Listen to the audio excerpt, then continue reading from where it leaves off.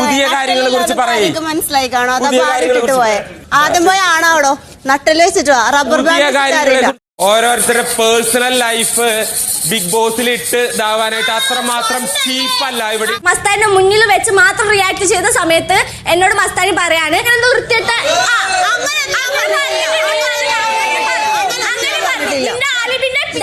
അങ്ങനെ മസ്താനിയുടെ show of അവസാനിച്ചിരിക്കുകയാണ് സുഹൃത്തുക്കളെ. ഈ വൈൽഡ് കാർഡായിട്ട് മസ്താനി കയറി വന്നപ്പോ എന്തൊക്കെ ബഹളായിരുന്നു അല്ലേ. ഇപ്പൊ ഇതാ കിടക്കുന്ന ടീം. ഇപ്പൊ ഇന്നലെ നമ്മൾ മസ്താനിയുമായി ബന്ധപ്പെട്ട ഒരു വീഡിയോ ചെയ്തിട്ടുണ്ടായിരുന്നു അല്ലെ. അപ്പൊ അന്നേരം നമ്മൾ പറഞ്ഞു വെച്ചൊരു കാര്യം ഉണ്ടായിരുന്നു. എന്താണത്? ഇവളൊരു പക്കാ വിഷമാണ്. കാരണം വന്ന പാടെ ഇവള് കാണിച്ചു കൂട്ടിയ കോലാഹലങ്ങൾ എന്തൊക്കെയാണെന്നുള്ളത് നമ്മൾ കണ്ടതാണ് അല്ലെ. ഭയങ്കര മോശപ്പെട്ട, ശരിക്കും പറഞ്ഞാണെങ്കിൽ ഒരു കുത്തിത്തിരിപ്പ് പരിപാടിയായിരുന്നു മസ്താൻ ഇതുവരെ വന്നിട്ട് കാണിച്ചുകൊണ്ടിരുന്നത്. പ്രത്യേകിച്ച് വിഷൻ ചീറ്റുക എന്നതിനപ്പുറത്തേക്ക് ഇവൾ ഇതുവരെ ഒരു കോൺട്രിബ്യൂഷനും നൽകിയിട്ടില്ല. എന്തായാലും അതിന്റെ എല്ലാം തുടർച്ച എന്നോണം ഇന്നലെ ചില സംഭവ വികാസങ്ങൾ അരങ്ങേറി. നമുക്ക് അതൊന്ന് പരിശോധിച്ച് നോക്കാം. എനിവേ, ഇന്നലെ അനീഷ് ഇപ്പൊ കയറി വന്ന 5 വൈൽഡ് കാർഡുകളെയും നോക്കിക്കൊണ്ട് ഒരു സ്റ്റേറ്റ്മെന്റ് ഇറക്കിയിട്ടുണ്ടായിരുന്നു. എന്താണെന്നുള്ളത് നമുക്കൊന്ന് കണ്ടുനോക്കാം. ബോസ് മലയാളം ചരിത്രത്തിലെ തന്നെ ഏറ്റവും മോശപ്പെട്ട വൈൽഡ് കാർഡുകളെയാണ് ബിഗ് ബോസ് കണ്ടെത്തിയിരിക്കുന്നത്. പുതുതായിട്ട് എന്തെങ്കിലും ഒന്ന് പറയാനോ പുതുതായിട്ട് എന്തെങ്കിലും ഒന്ന് കോൺട്രിബ്യൂട്ട് ചെയ്യാനോ ഒന്നും നിങ്ങൾക്ക് സാധിക്കും. സത്യം, കയറി വന്ന 5 വൈൽഡ് കാർഡുകളും മരവാഴകളാണെന്ന് പറഞ്ഞാൽ മതിയല്ലോ. അനീഷ് പറഞ്ഞ ആ പോയിന്റ് വളരെ കറക്റ്റ് ആണ്. പിന്നെ ഈ കയറി വന്ന വൈൽഡ് കാർഡ്സിൽ പിന്നെങ്കിലും കുറച്ച് ഗെയിം കളിക്കുന്നത് മസ്താനിയാണ്. അതാണെങ്കിലും ചീപ്പ് കുത്തിത്തിരിപ്പ് പരിപാടിയും.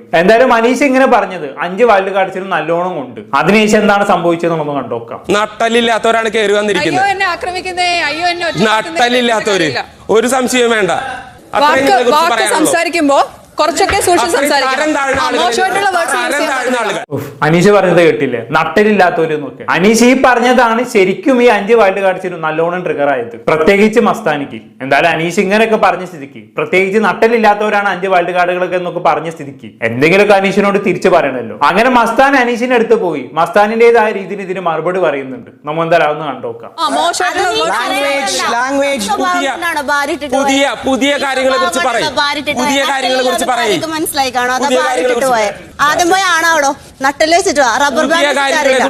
മസ്താന് പറഞ്ഞ വാക്ക് നിങ്ങൾ ശ്രദ്ധിച്ചു കാണും. നട്ടലില്ലാത്തത് കൊണ്ടാണോ ബാരിട്ടേച്ച് പോയതെന്നൊക്കെ. അല്ല, അനീഷിനെ ബാരിട്ടേച്ച് പോയതാണെന്ന് മസ്താനിയോട് ആരാണ് പറഞ്ഞത്? അല്ല, അറിയാത്തോണ്ട് ചോദിക്കാം. ഇവിടെ അനീഷ് ഡിവേഴ്സ്ഡ് ആണ് എന്നുള്ള കാര്യം എല്ലാവർക്കും അറിയാം എന്ന് കരുതി അതിനർത്ഥം ബാരിട്ടേച്ച് പോയതാണ് എന്നാണോ? അല്ല, അറിയാത്തോണ്ട് ചോദിക്കുക. ഒരാൾ ഡിവേഴ്സ് ആകാനുള്ള ഏക കാരണം ഭാര്യട്ടിച്ച് പോകരുന്നുമല്ല. അതിന് പല കാരണങ്ങളും ഉണ്ടാകാം. ചിലപ്പം ഭാര്യയുടെ ഭാഗത്തുള്ള തെറ്റുകൊണ്ട് ഡിവേഴ്സ് സംഭവിക്കാം, ചിലപ്പം ഭർത്താവിന്റെ ഭാഗത്തുള്ള തെറ്റുകൊണ്ട് ഡിവേഴ്സ് സംഭവിക്കാം, ചിലപ്പോൾ 2 പേർക്കും ഒരുമിച്ച് ജീവിക്കാൻ പറ്റാത്ത സാഹചര്യം കൊണ്ട് ഡിവേഴ്സ് സംഭവിക്കാം. അങ്ങനെ ഒരുപാട് കാരണങ്ങൾ കൊണ്ട് ഡിവേഴ്സ് സംഭവിക്കാം. അങ്ങനെ എന്തെങ്കിലും കാരണമാണെങ്കിലോ ഇവിടെ ചിലപ്പോൾ ഭാര്യയുടെ തന്നെ തെറ്റുകൊണ്ടാണെങ്കിലോ ഇവിടെ ഡിവേഴ്സ് സംഭവിച്ചത്. അല്ല, അങ്ങനെ സംഭവിക്കാലോ. എന്താ മസ്താനി ഇങ്ങനെയൊക്കെ പറയുന്നത്? മോശമല്ലേ? പ്രത്യേകിച്ച് ഒരാളുടെ പേഴ്സണൽ ലൈഫൊക്കെ വെച്ച് ഇങ്ങനെ സംസാരിക്കാന്ന് പറയുന്നത് വളരെ മോശമാണ്. ഇവിടെ അനീഷ് ഗെയിമിന് ഉള്ളിലുള്ള കാര്യമാണ് പറഞ്ഞത് അല്ലെ. 5 വൈൽഡ് കാർഡുകളും നട്ടലില്ലാത്തവരാണ്, അവർക്ക് ഒരു കോൺട്രിബ്യൂഷനും ചെയ്യാൻ അറിയാത്തവരാണെന്നുള്ള രീതിയിൽ അനീഷ് ഇവിടെ സംസാരിച്ചു വെച്ചത്. ടോട്ടലി ഗെയിമിനുള്ളിൽ നിന്നാണ് അനീഷ് ഇവിടെ സംസാരിച്ചത് അല്ലെ. പക്ഷെ അതിന് മസ്താൻ ഇവിടെ മറുപടി കൊടുത്ത രീതി എങ്ങനെയാണ്? നിന്റെ ഭാര്യ നിന്നെ ഇട്ടേച്ച് പോയത് നട്ടലില്ലാത്തത് കൊണ്ടാണ് എന്നുള്ള രീതിയിൽ. അവിടെ നിന്ന് തന്നെ മനസ്സിലാക്കാൻ പറ്റും മസ്താനിയുടെ ഗെയിം സ്പിരിറ്റ് എന്താണെന്നുള്ളത്. ഇത് ആദ്യമായിട്ടല്ല മസ്താൻ ഇങ്ങനെ സംസാരിക്കുന്നത്. ബിഗ് ബോസിൽ എന്ന് മസ്താന് കയറിയോ അന്ന് മസ്താനി ഇങ്ങനെയുള്ള സ്ട്രാറ്റജിയാണ് ഉപയോഗിക്കുന്നത്. മറ്റുള്ളവരുടെ പേഴ്സണൽ ലൈഫ് വെച്ച് ചൊറിയുന്ന പരിപാടി. കയറി വന്ന പാടെ തന്നെ സുധിച്ചേട്ടനും വെച്ചോണ്ട് രേണുവിനെ ചൊറിഞ്ഞ അല്ലേ. അവിടുന്ന് അങ്ങോട്ട് എല്ലാവരും ചൊറിയലായിരുന്നു പുള്ളിക്കാരിന്റെ പരിപാടി. ഇന്നലത്തെ രന ഫാത്തിമനെ പുള്ളിക്കാരിന്റെ ബോയ് ഫ്രണ്ടിനെ വെച്ച് ചൊറിഞ്ഞിട്ടുണ്ടായിരുന്നു.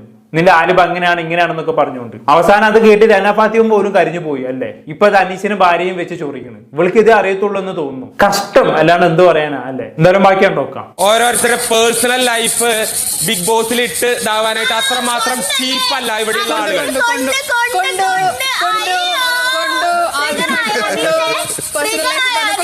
എന്ത് ട്രിഗർ ആയെന്നായി മസ്താനി പറയുന്നത്? ഇങ്ങനെയാണ് ഒരാളെ ട്രിഗർ ആക്കുന്നത്. ഇവിടെ അനീഷ് പറഞ്ഞതിൽ എന്താ തെറ്റ്? അനീഷ് പറഞ്ഞത് കറക്റ്റ് പോയിന്റ് ആണ്. ഒരാളെ പേഴ്സണൽ ലൈഫ് എടുത്തിട്ടല്ല അയാളെ ബിഗ് ബോസ് ഹൗസിനുള്ളിൽ വന്നിട്ട് ട്രിഗർ ആക്കേണ്ടത്. ഇത്രക്കും ചീപ്പാവരുത് മസ്താനി. കുറച്ചുകൂടി സ്റ്റാൻഡേർഡ് കാണിക്കും. വളരെ മോശം ഉള്ളത് പറയാലോ, വളരെ മോശം. പേടിക്കണ്ട, പേഴ്സണൽ ലൈഫ് ഞങ്ങൾ ഇവിടെ കുത്തിപ്പോകൂല. എന്റെ പേഴ്സണൽ ലൈഫ് വളരെ ട്രാൻസ്പെറന്റ് ആണ്. നിങ്ങൾക്ക് എന്ത് വേണമെങ്കിൽ പറയാം. എനിക്ക് ഒരു ധൈര്യമായിട്ട് പറഞ്ഞോളൂ. അതെ, അതത്രേ ഉള്ളൂ. ആ ഒരു കോൺഫിഡൻസ് ആണ് വേണ്ടത്. പിന്നെ അനീഷിനെ സംബന്ധിച്ചിടത്തോളം ഇവിടെ അനീഷിന് 100% കോൺഫിഡൻസ് ആയിട്ട് സംസാരിക്കാം. കാരണം അനീഷിന്റെ പേഴ്സണൽ ലൈഫിൽ എന്താണ് സംഭവിച്ചത് എന്നുള്ളത് ഇവിടെ ബിഗ് ബോസ് ഹൗസിൽ ഒരു കുട്ടിക്കും അറിയത്തില്ല. അനീഷ് അത് ആരോടും തുറന്ന് പറഞ്ഞിട്ടുമില്ല. കാരണം അനീഷിന് തന്നെ അറിയാം അത് കുറച്ച് കഴിഞ്ഞാണെങ്കിൽ തിരിച്ചു കൊത്തുമെന്നുള്ളത്. അത് മനസ്സിലാക്കിക്കൊണ്ട് തന്നെ അനീഷ് അത് ആരോടും പറഞ്ഞിട്ടില്ല എന്നുള്ളതാണ്. അതുകൊണ്ട് തന്നെ അനീഷിന്റെ ധൈര്യത്തിൽ ഇങ്ങനെ സംസാരിക്കാം. എന്റെ പേഴ്സണൽ ലൈഫിനെ കുറിച്ച് നിങ്ങൾക്ക് ഒന്നും പറയാമെന്നുള്ള രീതിയിൽ. എന്തായാലും ബാക്കിയാണ് നോക്കാം. എന്റെ പേഴ്സണൽ ലൈഫ് ഇവിടെ പറയും. ചുണക്കുട്ടികളാണെങ്കിൽ 5 പേരെയും ഞാൻ വെല്ലുവിളിക്കാണ്. അല്ല, പേഴ്സണൽ ലൈഫ് എന്താണെന്ന് നമുക്കറിയില്ല. പക്ഷെ ഒരു കാര്യം എനിക്കറിയാം, ഇത് വെറുതെ അല്ല ഇവരെ വിട്ടിട്ട് ആ പെണ്ണ് പോയത്. അതാ ആരായി പറയുന്നത്? 2 കാലില് മന്തുള്ളവനാണ് 1 കാലില് മന്തുള്ളവനെ കളിയാക്കുന്നത്. ഈ പറയുന്ന ജിഷിനും ഡിവേഴ്സറാണ്, അതെല്ലാവർക്കും അറിയാലോ. ജിഷിന്റെ മുൻ ഭാര്യ വരദയായിരുന്നു. അതൊക്കെ സോഷ്യൽ മീഡിയയിൽ ചർച്ച ചെയ്ത സംഭവങ്ങളാണ്. അങ്ങനെയുള്ള ജിഷിനാണ് ഡിവേഴ്സിന് പേരും പറഞ്ഞ് അനീഷിനെ കളിയാക്കുന്നത്. അതിനൊക്കെ എന്ത് യോഗ്യതയാണ് ജിഷിനുള്ളത്? എന്തായാലും ഇതിന് കൃത്യമായി ജിഷിന് ലക്ഷ്മി എന്ന് പറയുന്ന മറ്റൊരു മത്സരാർത്ഥി മറുപടി കൊടുക്കുന്നുണ്ട് കേട്ടോ. അനീഷിന്റെ പേഴ്സണൽ ലൈഫിൽ എന്താണ് സംഭവിച്ചതെന്ന് ജിഷിന് എന്തറിയാം? ജിഷിനും ഒരു ഡിവേഴ്സി ആണല്ലോ എന്നുള്ള രീതിയിൽ അതിന് ജിഷിൻ കിടന്ന് പബ്ബ പഠിക്കുന്നുണ്ട്. എന്തായാലും അത് അവിടെ തീരുന്നു. പക്ഷെ അവിടെ കൊണ്ടൊന്നും എല്ലാം അവസാനിച്ചില്ല. കാരണം അത്രയും ആളുകളെ മസ്താനി വെറുപ്പിച്ചിട്ടുണ്ട്. പിന്നെ ഞാൻ ഇടയ്ക്ക് പറഞ്ഞിട്ടുണ്ടായിരുന്നല്ലോ, ഇന്നലെ കാമുകന് പേരും പറഞ്ഞിട്ട് റെന ഫാത്തിമിനെ കരയിപ്പിച്ചു എന്നുള്ളത്. ആ വിഷയം പിന്നീട് റെന ഫാത്തിമ എല്ലാവരുടെ മുന്നിൽ വെച്ച് എടുത്തിടുന്നുണ്ട്. നമ്മൾ തരാമെന്ന് കണ്ടോക്കാം. വൃത്തികെട്ട തരം താഴ്ന്ന തേർഡ് റേറ്റഡ് മറ്റേ ജസ്റ്റേഴ്സ് ആണ്. 1 ടൈം ആണെങ്കിലും ഓക്കെ അല്ല, 2 ടൈം 3 ടൈം 4 ടൈം ചെയ്തിട്ടുണ്ട്. ഞാൻ എന്റെ കണ്ണുകൊണ്ട് പലപ്പോഴായിട്ട് ഓക്കെ, മസ്താൻ എന്തോ തന്നെ നോക്കി മിഡിൽ ഫിംഗർ കാണിച്ചു എന്നുള്ള രീതിയിലാണ് റെന അവിടെ സംസാരിച്ച് വെക്കുന്നത് അല്ലേ? അതും ഒരു തവണയല്ല, ഒരുപാട് തവണ കാണിച്ചു എന്നുള്ളതാണ്. അല്ല, ഇവളുടെ നിലവാരം വെച്ചിട്ട് ഇവൾക്ക് ഇതൊക്കെ തന്നെ അറിയത്തുള്ളൂ. മറ്റുള്ളവരെ പുച്ഛിക്കുക, അവരുടെ പേഴ്സണൽ ലൈഫ് ഇട്ട് കൊണ്ടാടുക, ഇതേ മസ്താനിക്ക് അറിയത്തുള്ളൂ. എന്തായാലും ബാക്കിയാണ് നോക്കാം. പേഴ്സണലി ഇവിടെ വരുന്നതിന് മുന്നേ നിങ്ങൾ തമ്മിൽ അറിയോ? അറിയായിരുന്നു. ഓക്കെ,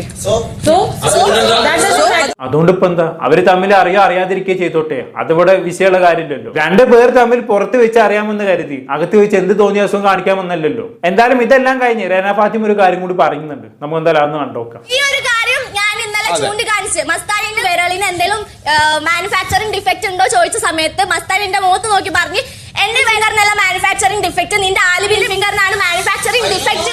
ഇതിനൊക്കെ എന്താ പറയാ അല്ലേ? ഇവിടെ റെനക്ക് നേരെ മിഡിൽ ഫിംഗർ കാണിച്ചത് മസ്താനിയാണ്. അത് ചോദിക്കാൻ ചെന്നപ്പോ ബോയ് ഫ്രണ്ടിനെ വിളിക്കാം. അല്ല, മസ്താനിൽ ഇതൊക്കെ നമുക്ക് പിന്നെ പ്രതീക്ഷിക്കാം. കാരണം നേരത്തെ കയറി വന്ന 5 വൈൽഡ് കാർഡിനും നട്ടലില്ല എന്ന് അനീഷ് പറഞ്ഞപ്പോ ഭാര്യനെ വെച്ച് പറഞ്ഞ ആളല്ലേ ഈ പറഞ്ഞ മസ്താനി. അപ്പൊ പിന്നെ ഇതൊക്കെ നമുക്ക് പ്രതീക്ഷിക്കാം. എന്തായാലും എന്തൊരു മോശമാണല്ലോ ഇതൊക്കെ. ഒരാളുടെ ബോയ് ഫ്രണ്ടിനെ കുറിച്ച് തോന്നിവാസം പറയാന്നൊക്കെ പറഞ്ഞു കഴിഞ്ഞാണെങ്കിൽ അതൊക്കെ വളരെ മോശമാണ്. ഇവിടെ റെന ഫാത്തിമ സംബന്ധിച്ചിടത്തോളം മസ്താനിന്റെ വീട്ടുകാരെ കുറിച്ച് ഒന്നും റെന ഫാത്തിമ ഒന്നും പറഞ്ഞിട്ടില്ല.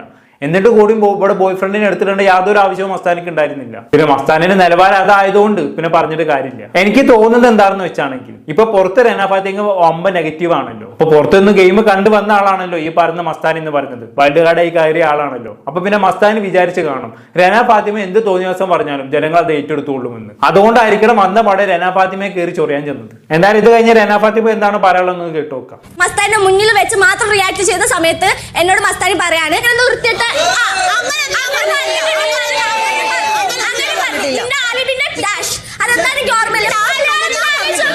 എന്താ ഇതിനൊക്കെ പറയാല്ലേ, നിന്റെ ആലുപിന്റെ ഡാഷ് എന്നൊക്കെ. അതായത് ഒന്ന് പറഞ്ഞ് രണ്ടാമത്തേന് ഇവിടെ ബോയ് ഫ്രണ്ടിനെ പിടിച്ചാണ് മസ്താനി കളിക്കുന്നത്. ഇത്രക്കും ചീപ്പാവരുത് മസ്താനി, ഇത്രക്കും നിലവാരം ഇല്ലാണ്ടാവരുത്. എന്തായാലും ഇതോടെ എല്ലാവരും മസ്താനി കിട്ടുന്ന നല്ലോണം കൊടുക്കുന്നുണ്ട് കേട്ടോ. അതോടെ മസ്താനി നല്ലോണം ഇളിഞ്ഞെന്ന് പറഞ്ഞാൽ മതിയല്ലോ. അങ്ങനെ ഇളിഞ്ഞ നേരത്ത് മസ്താനി റെന ഫാത്തിമനെ ഭീഷണിപ്പെടുത്തുന്നുണ്ട്. നമുക്ക് എന്തായാലും കണ്ടുനോക്കാം.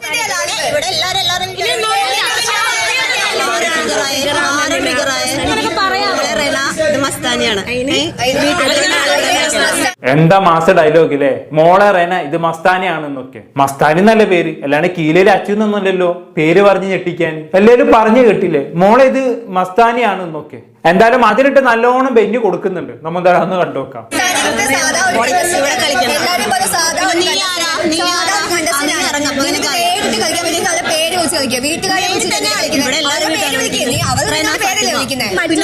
അതാണ് അങ്ങനെ താഴോട്ട് ഇറങ്ങിയതാ. ഇപ്പൊ കറക്റ്റായി. എന്തായാലും മൊത്തത്തിൽ മസ്താനി ചമ്മി നാരെന്ന് പറഞ്ഞാൽ മതിയല്ലോ. അല്ല, അവൾക്കത് കിട്ടണം, തിരിച്ചൊന്നും പറയാനില്ല. എന്തായാലും ഇപ്പോഴാണ് റെന ഫാത്തിമ നല്ലൊരു കാര്യം ചെയ്തത്. ഇത്രയും കാലം എന്തൊക്കെയോ ചൊറിഞ്ഞ് നടക്കായിരുന്നു റെന. ഇപ്പോഴെങ്കിലും കറക്റ്റ് സമയത്ത് നല്ലൊരു കാര്യം ചെയ്തു. എന്തായാലും എല്ലാവരുടെ അടുത്ത് നിന്ന് കിട്ടിയതോടെ മസ്താൻ അനുമോളുടെ അടുത്ത് മോങ്ങി ചെല്ലുന്നുണ്ട്. നമ്മൾ എന്തായാലും കണ്ടോക്കാം. ഇല്ലേ എന്റെ അടുത്തല്ലേ പറയുന്നേ കരയില്ലെന്ന്.